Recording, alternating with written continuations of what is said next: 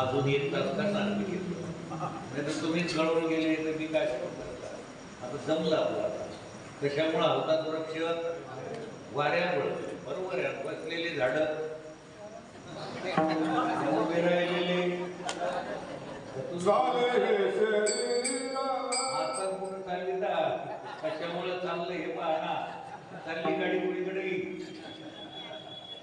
हे ऐकलं का हे आपला भाऊ विचार सोडून द्या. पण हे ऐकणारे जे ना आम्ही म्हणणार आहे ते लक्ष ठेव म्हणून कीर्तन टाळकरी होऊन वारकरी म्हणून घेणं हो नाही सुद्धा तिसरा डोळा उघडत म्हणून सगळ्यांनाच नीट ऑपरेशन करून घेतलं. तरी धरून हो हे सगळ्या मृदंगाचार्यानं टाळकऱ्यानं सुद्धा चिंतन नीट देऊन ऐकायला पाहिजे. मग ते झाडं वाऱ्यानं हलते तर घे पैसा जास्त म्हणून कशाने टेकीन चालतं.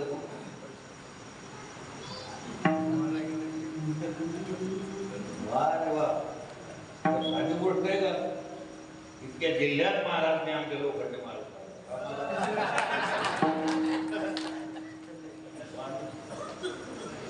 तुम्हाला काय म्हणायचं आमचं तसं ते हो गडावर राहतो ना मी काही साधा आहे. मला काही विचार कुठं असतात गडावर हो आम्हालाही नाही तुम्हाला ती माहिती ती बरोबर नाही. मी गडावर नाही मधात नाही खाली नाही कुठे आहे मला अजून पत्ता नाही.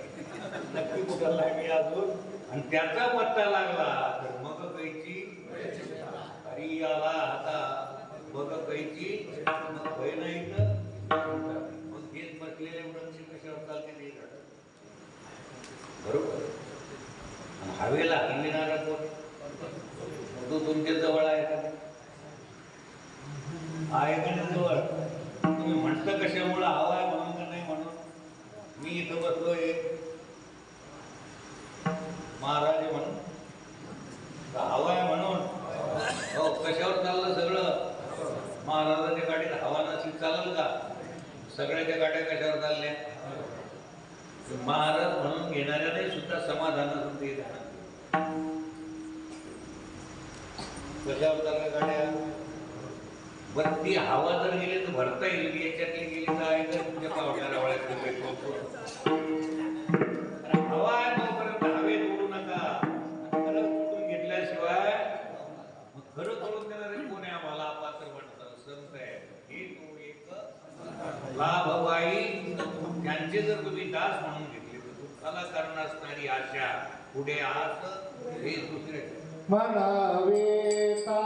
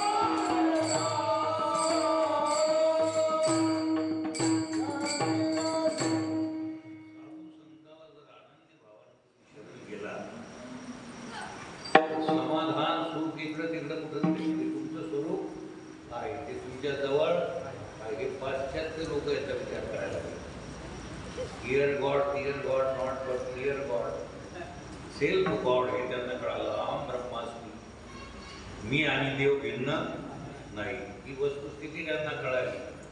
म्हणजे इकडल्या वाऱ्यानं ते सुधरत चालले, इकडल्या वाऱ्याने इकडले बिघडत. महाराष्ट्रात तुम्ही जन्माला आले, तुमच्यासारखे भाग्यवान तुम्हीच आहात. कारण खरी नजर आम्हाला प्रदान करणारे माऊली ज्ञानोबा आहे महाराष्ट्रात. फक्त शिरोमणी नामदेव आहे, चोखोबा आहे, संत जगनाडे महाराज, इतके संत असून हाय का करता तुम्ही? म्हणजे खरं वर्म तुम्ही कळून घेतलं. खरं जर वर्म कळालं, तुम्हाला कळालं, तुमच्या परिवाराला जर कळालं, त्या कुटुंबात साधी परिस्थिती जगाच्या दृष्टीने जरी असली तर झोपडी ठिकाण्यावर राहील. आणि हे वर्म जर नाही कळालं, किती तुमचे पंचतारांकित बंगले असले, काही असले तरी हाय हाय तेने विनजीवा. म्हणून हे वर्म अतिशय महत्वाचं आहे. संताला जर शरण गेला तर तुम्हाला सर्व सुखाचं सागरच तुम्ही आहात असं तुमच्या लक्षात येईल. आता आशा राहील का कसे? कोणती आशा राहणार नाही. आशा कुठपर्यंत आहे? अजून हाताला काहीच लागलं तोपर्यंत आशा. आता जमल, लग्न झाल्यावर जमल, मुलं बाळ झाल्यावर, मुलं मोठे झाल्यावर, ते नोकरीला लागल्यावर जमल. कोण? मुलं. कशावर जगणं चाललंय? आशावर जगणं. पैसा जमा केला म्हणजे, खूप पैसा असला म्हणजे काय कमी आपल्याला? भय, चिंता. खरंच येते. पैसा असल्यावर ते कमी रात्री जाता येतं दवाखान्यात, कार दारापुढं असते. पैसा असल्यावर काही एक गोष्ट. अरे पैशानं जर भय चिंता गेली असती तर कोरोनात काय पैशावाले नव्हते काय? का घाबरले? बिकॉज क्वेश्चन नंबर 5, कॉलेजमध्ये असा विषय पाहिजे जे नाही तर कॉलेजमध्ये शिकून हा वेळ बसणार. ते पोट बरेच ज्ञान आहे, वकिलीचं, डॉक्टरचं, बॅरिस्टरचं, हे सगळं कोणतं ज्ञान आहे. आणि मरणाच्या भीतीला नष्ट करणारं, मरणाला मारणारं ज्ञान हे वारकरी संप्रदायात सहज सांगितलं. सहज बोलणे, रोडी सायाचं सहज शिकवलं जातं. तुझे आहे तुझं पासकी परी तू जागा सहज शिकवलं जातं. आणि ते वर्म जर लक्षात आलं मग आता पाहायचं कामच नाही. कल्पांती सुद्धा तुम्हाला दुःख होणार हे दिसण्यात उपादान केले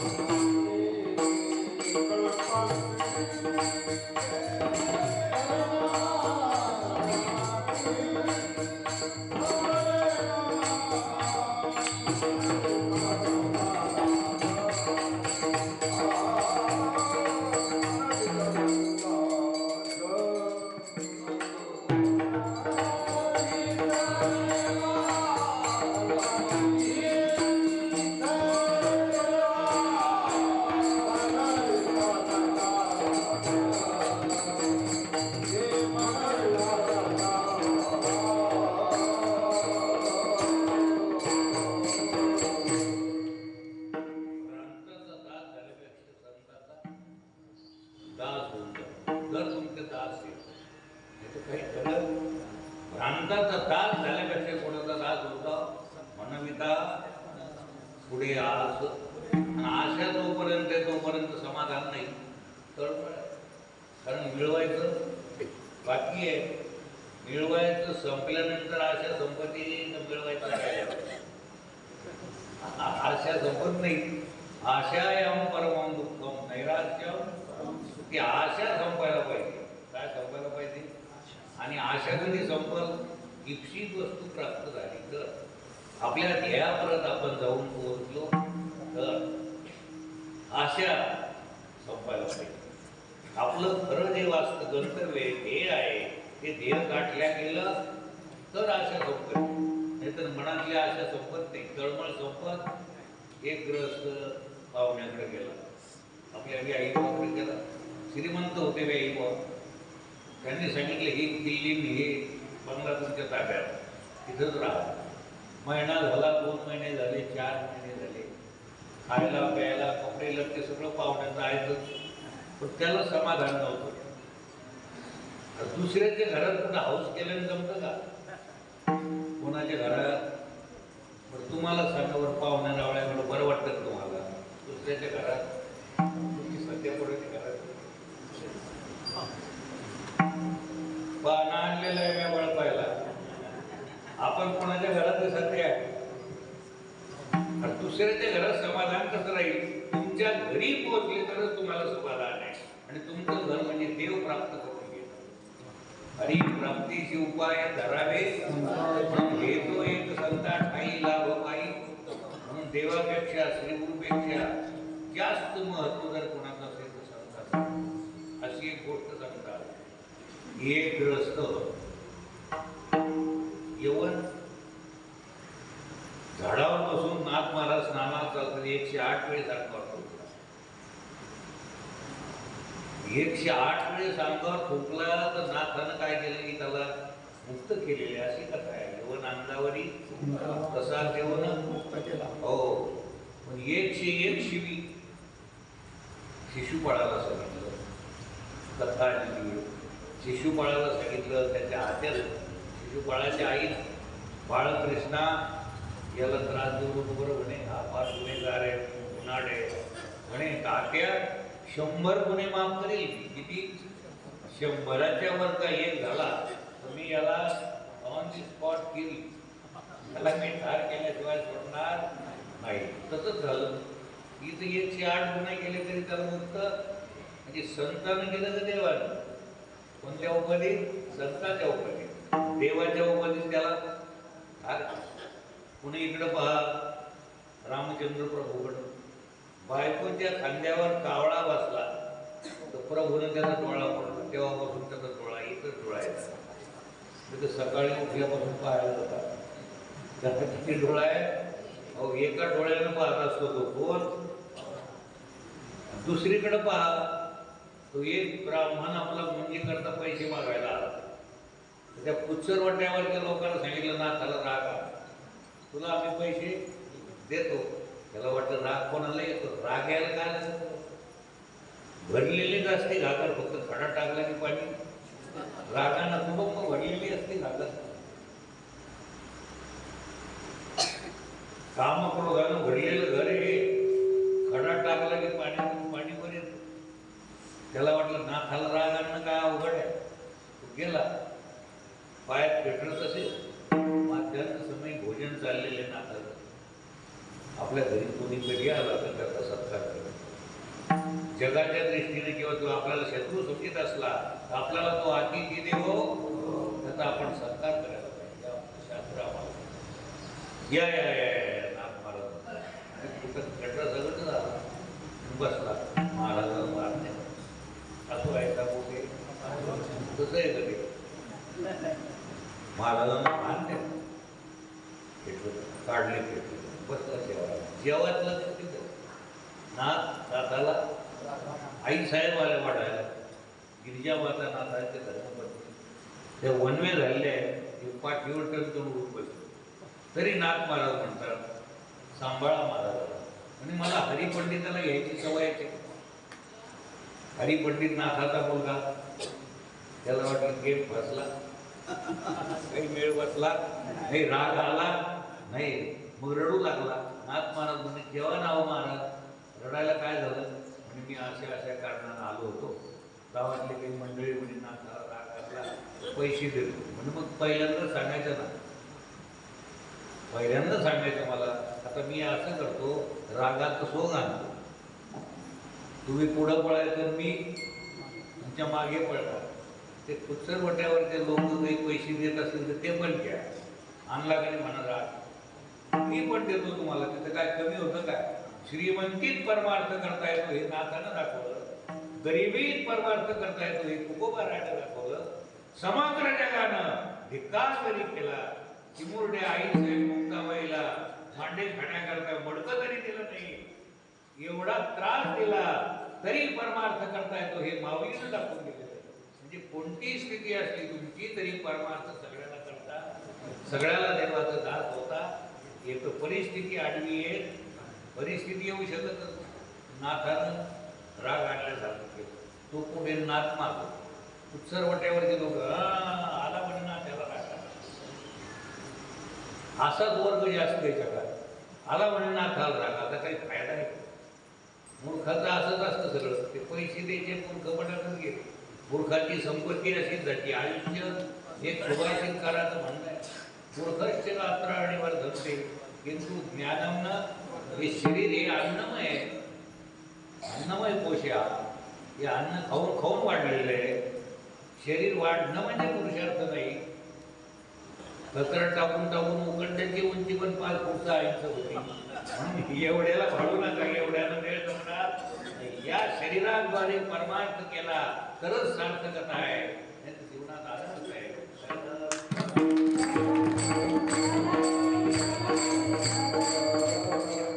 मला एक सांगा, तुम्ही पाठीवर बसला तो दुष्ट तरी राग आला का? नाही आला. नाही आला का? संताला राग आला नाही. देवाला म्हणजे देवाच्या अवतारात राग आला, पण संताच्या अवतारात म्हणून देवापेक्षाही श्रेष्ठत्व जर कोणाचं असेल संतात हे शेवटचे आहे.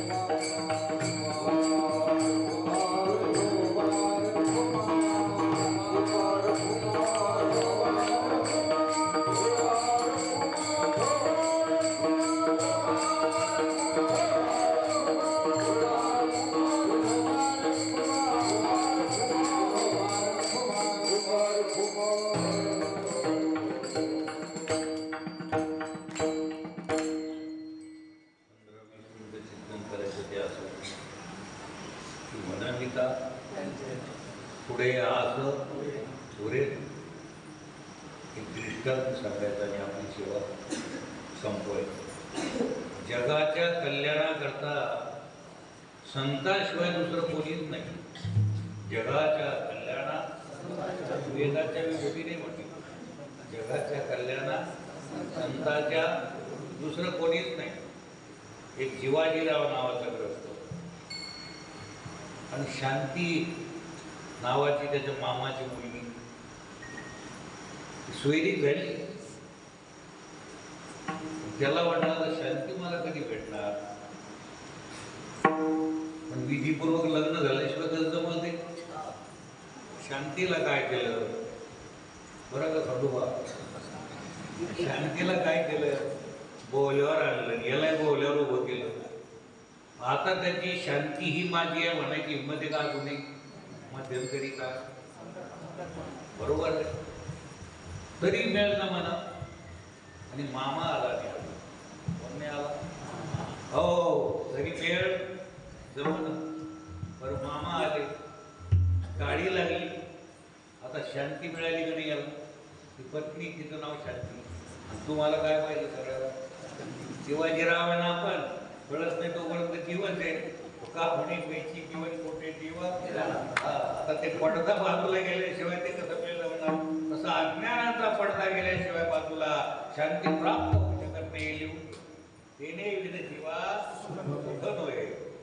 आणि मामा तसं ब्रह्मानंदे टाळी लावण्यास करता संतांची नितांत गरज आहे म्हणून पैठणला जात जा, आळंदीला जात जा, जगनाडे महाराजांचं कुटुंब तिथं जात जा, तुकोबाच्या गावाला जात जा.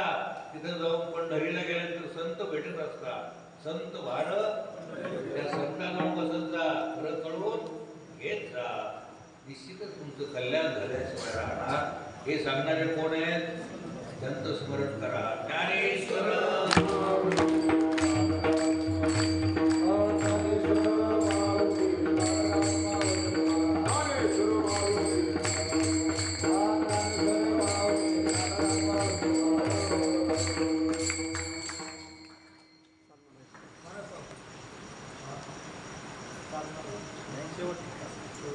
दुःख मन संत सेवा